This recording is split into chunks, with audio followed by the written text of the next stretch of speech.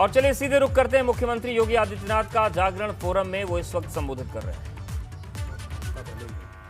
आज दिन भर के इस विमर्श की एक सार प्रस्तुति हम आपको भेंट करेंगे, जिससे काशी और प्रयाग मंडलों की चुनौतियां हर हाल में राज्य सरकार को सुविधा हो सके। माननीय मुख्यमंत्री जी, जागरण फोरम में एक बार मैं आपका स्वागत करता हूं और निवेदन करता हूं कि आप हम सबको अपना मार्गदर्शन दें। धन्यवाद। बहुत धन्यवाद आदरणीय संजय गुप्त जी, प्रधान संपादक और मुख्य कार्यकारी अधिकारी दैनिक जागरण। अब मैं उत्तर प्रदेश के यशस्वी मुख्यमंत्री श्री योगी आदित्यनाथ जी से अनुरोध करता हूं कि वो अपना समापन उद्बोधन दें। माननीय श्री योगी आदित्यनाथ जी।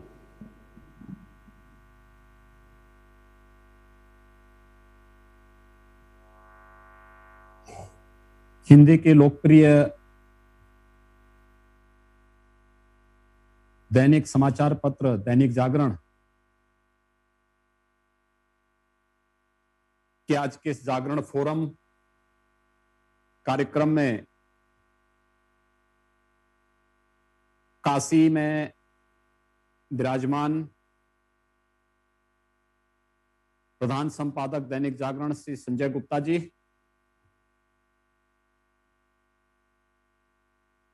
मुख्य प्रबंध निदेशक दैनिक जागरण से महेंद्र मोहन गुप्त जी,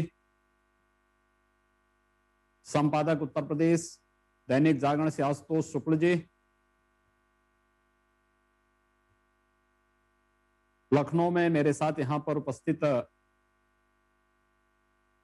श्री अजय जायसवाल जी, दैनिक जागरण परिवार से जुड़े हुए सभी पदाधिकारीगण और काशी में विराजमान सभी उपस्थित गणमान्य महानुभाव,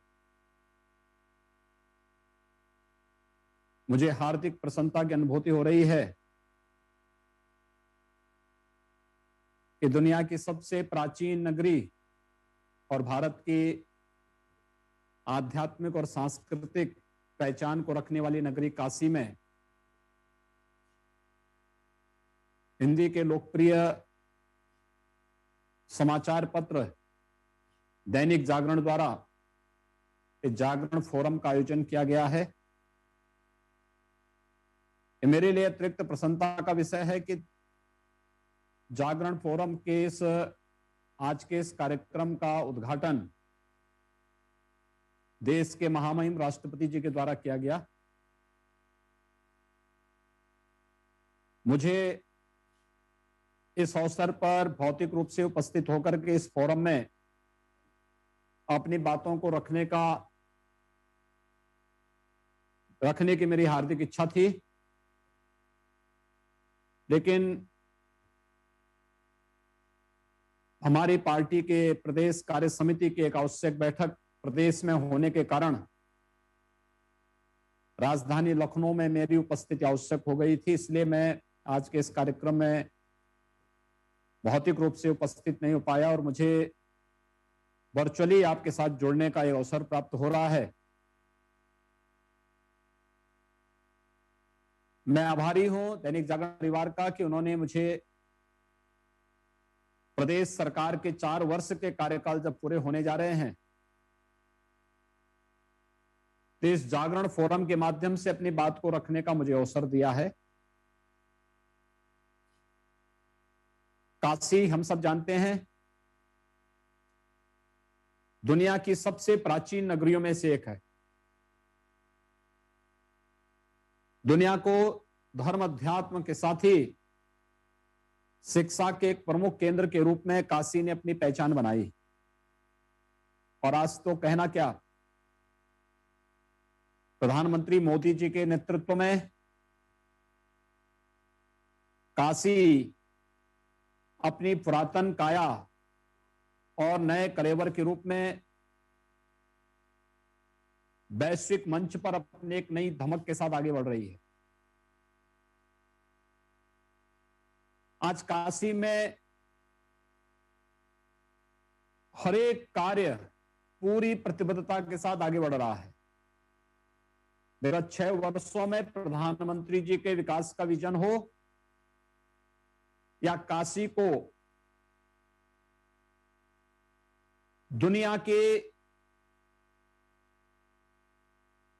हेल्थ सेक्टर के एक हब के रूप में डेवलप करने का मामला हो, काशी के भौतिक विकास का मामला हो, या फिर अन्य जो भी कार्यक्रम हैं, यह काशी के अंदर हर एक स्तर पर देखने को मिल रहे हैं।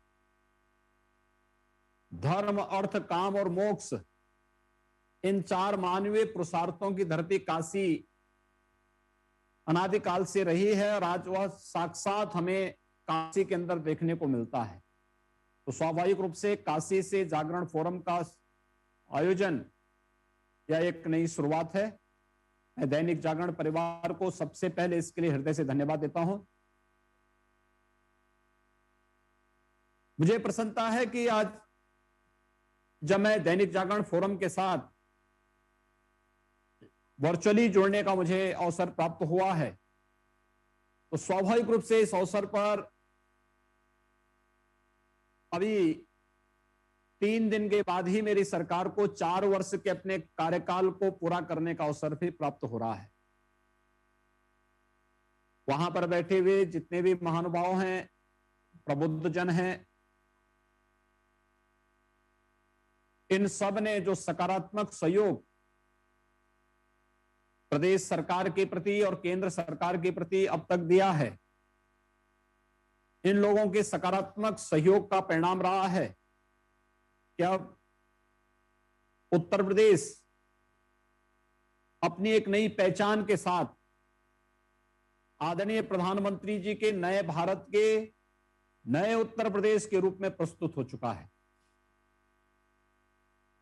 मुझे बताते हुए प्रसन्नता है कि कुछ उपलब्धियां जो इस समय हमें रेखांकित किए जाने की आवश्यकता है, जिस पर अक्सर दुनिया ज्यादा ध्यान देती है, और वह इस बात को लेकर के कि व्यवसाय की सुगमता में हम कहां हैं,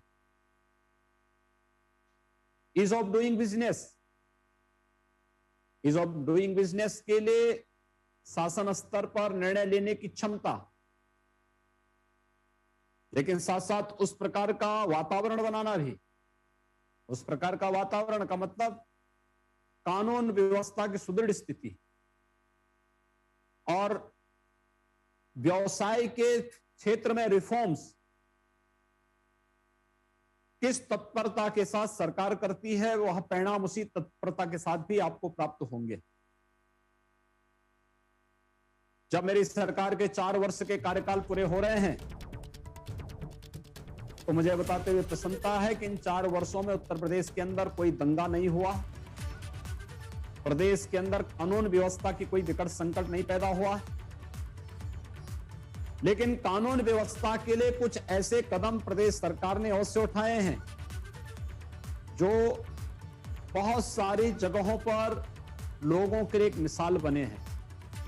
जैसे उपद्रवी और पेशेवर माफियाओं की संपत्ति को जब्त करना, या अगर किसी ने शासकीय संपत्ति को कहीं नुकसान पहुंचाया है तो संपत्ति की भरपाई फिर उसी व्यक्ति से वसूल करके उसकी भरपाई करना। ये कार्रवाई उत्तर प्रदेश से जो प्रारंभ हुई, आज वो देश और दुनिया के लिए एक मिसाल बनती जा रही है, और तमाम अन्य राज्यों में उसी तर्ज पर लोग एक नई मांग करते हुए दिखाई दे रहे हैं।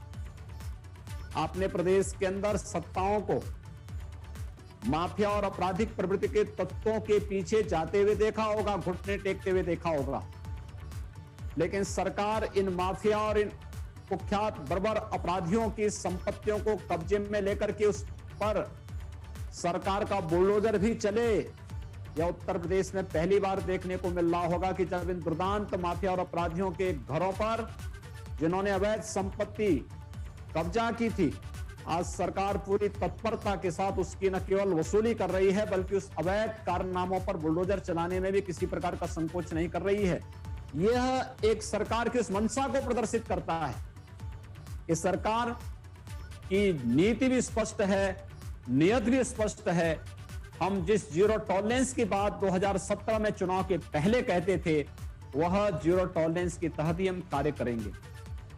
2016-17 में हमारी सरकार आने के पहले प्रदेश में ईज ऑफ डूइंग बिजनेस की रैंकिंग प्रदेश की 14वें नंबर पर थी।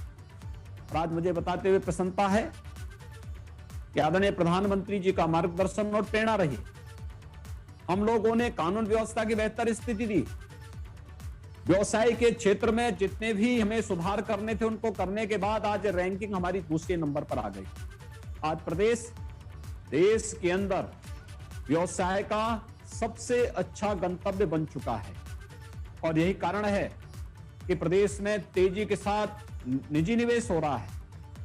हमने शासकीय स्तर पर केंद्र और प्रदेश सरकार ने अपने स्तर पर तो निवेश किए ही हैं, लेकिन निजी निवेश भी लगभग 3 लाख करोड़ से ऊपर का पहुंचा है, जिसमें हम लोगों ने 35 लाख प्रदेश के युवाओं को सीधे सीधे नौकरी और रोजगार के साथ जोड़ा है।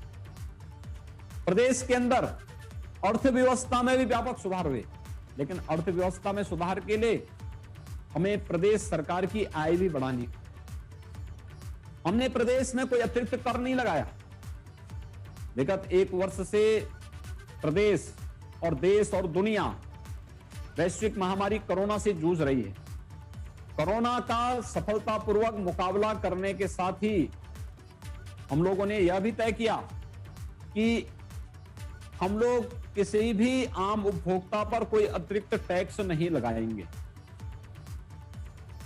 लेकिन हम लोगों ने अतिरिक्त टैक्स लगाए बगैर भी प्रदेश सरकार की आय को बढ़ाया जा सकता है। हमने इसके लिए चोरी रोकी, भ्रष्टाचार और बेईमानी पर कठोरता से प्रहार किया और आज उसका परिणाम है कि प्रदेश सरकार की आय कैसे बढ़ती है। 2017 में जब हमारी सरकार आई थी तब प्रदेश में उस समय जीएसटी नहीं था, वैट था। जीएसटी जुलाई 2017 में लागू हुआ, लेकिन हमें कुल राजस्व प्राप्त होता था 49,000 करोड़ और आज हम लोगों ने केवल एक सिस्टम को ठीक किया, चोरी रोकी। आज यही लगभग 1 लाख करोड़ पहुंच रहा है। 1 लाख करोड़ का शुद्ध राजस्व राज्य सरकार को जीएसटी के माध्यम से प्राप्त हो रहा है। एक्साइज में प्रदेश को कुल राजस्व प्राप्त होता था 11 से 12 हजार करोड़ रुपए, आज यही पहुंच रहा है 35 से 36 हजार करोड़ रुपए। प्रदेश के अंदर स्टैंप एंड रजिस्ट्रेशन से कुल प्रदेश सरकार को प्राप्त होता था 9 से 10 हजार करोड़ रुपए, इस समय यही पहुंच रहा है 23 से 25 हजार करोड़ रुपए। प्रदेश के अंदर मंडी से प्रदेश सरकार को प्राप्त होता था कुल 600 से लेके 800 करोड़ रुपए, इस समय यही पहुंच रहा है लगभग 2000 करोड़ रुपए। माइनिंग से प्रदेश के अंदर कुल राजस्व प्राप्त होता था 1300 से 1400 करोड़ रुपए, आज यही पहुंच रहा है 4200 से 4400 करोड़ रुपए। आप अनुमान कर सकते हैं आंकड़े वह हैं जिसमें कोई अतिरिक्त रेट नहीं बढ़ाया गया, कोई नया टैक्स नहीं लगाया गया। ये पैसा कुछ चंद लोगों की जेबों में जाता था और इसी पैसे को हमने राजकोष में जमा करवा दिया, तो आप विकास प्रदेश के अंदर तेजी के साथ दिखाई दे रहा और प्रदेश की अर्थव्यवस्था भी तेजी के साथ बढ़ रही है। 24 करोड़ की आबादी का प्रदेश उत्तर प्रदेश और प्रदेश का बजट होता था 2 लाख करोड़ 2.5 लाख करोड़ का। अनुमान कर सकते हैं ये 2.5 लाख करोड़ ऊंट के मुंह में जी रहा है। हमने बजट के दायरे को इसीलिए बढ़ाया। बजट केवल लेखा जोखा नहीं होता है, प्रदेश सरकार की विकास की योजनाओं का एक भावी कार्य योजना भी होती है और उस भावी कार्य योजना को आगे बढ़ाने का कार्य सरकार ने किया। आज उत्तर प्रदेश में इसके कारण रोजगार का सृजन हुआ, 1.5 करोड़ से अधिक हम लोगों ने रोजगार सृजन किए इसके माध्यम से। इसके माध्यम से हम लोगों ने प्रदेश के अंदर इंफ्रास्ट्रक्चर डेवलप किया, ईज ऑफ लिविंग को और भी सहज बनाया और आज प्रदेश जो प्रदेश आबादी के हिसाब से कभी नंबर 1 पर था, लेकिन अर्थव्यवस्था के मामले में 5वें, 6ठे, 7वें स्थान पर आता था। आज मुझे बताते हुए प्रसन्नता है कि मात्र 4 वर्ष के अंदर वही प्रदेश आज देश की दूसरी अर्थव्यवस्था बन चुका है और उत्तर प्रदेश के अंदर आज चल रहे जो कार्य हैं इस बात को बताते हैं कि उत्तर प्रदेश तेजी के साथ बढ़ रहा है। आने वाले समय में नंबर 1 की अर्थव्यवस्था बनेगा, इसको कोई रोक नहीं सकता है। एक अच्छी दिशा में हम जा रहे हैं। इसने हमारी प्रति व्यक्ति आय को बढ़ाया है। 2016-17 में प्रति व्यक्ति आय 43,000 करोड़ थी, आज यह बढ़कर के 95,000 करोड़ रुपए तक पहुंची। यानी ये प्रति व्यक्ति आए भी इस प्रदेश के अंदर प्रत्येक नागरिक के जीवन में हुए परिवर्तन की तरफ भी ध्यान आकर्षित करता है। और जो यात्रा 2017 से प्रारंभ हुई, आज उसका परिणाम है कि प्रत्येक फील्ड में कुछ कार्य ऐसे हुए हैं, जैसे कुंभ प्रबंधन का कार्य। प्रयागराज कुंभ में 24 करोड़ से अधिक श्रद्धालु आए, लेकिन कुंभ के बारे में जो एक मिथक था, गंदगी का, भगदड़ का, अव्यवस्था का, अराजकता का, इससे इतर कुंभ दिव्य और भव्य हो सकता है। कुंभ स्वच्छता, सुरक्षा और सुव्यवस्था का एक मानक तय खड़ा कर सकता है। ये